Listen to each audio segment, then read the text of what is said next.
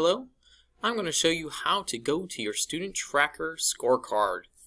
So in our Schoology page, you're going to go down below the fourth 9 weeks to the red folder, Data Trackers.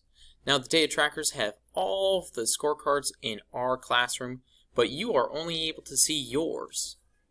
When you click on it, you're going to see this. So this is my scorecard, how I am doing in 4th grade math. Now I can see all the things we have learned about in place value, for operations, for fractions, for input-output tables, area and perimeter, geometry, data and graphs, and money.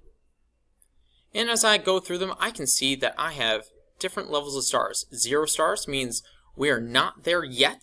We are not close to grade level yet. We need practice.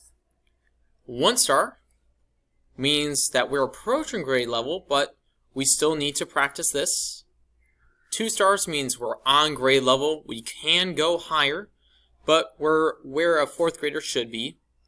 And as we can see here, we also have 3 stars. This would be mastering the 4th grade TEKS, the 4th grade skills. And how do we get to 3 stars like this, students? Well, we have to practice.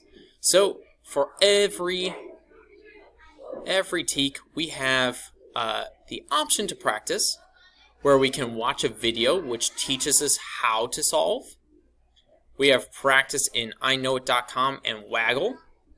And when I have seen that you have practice in both of these locations, I will open up an exit ticket in Schoology so that you can show me that you have grown. Thank you. I'm looking forward to you showing me your growth.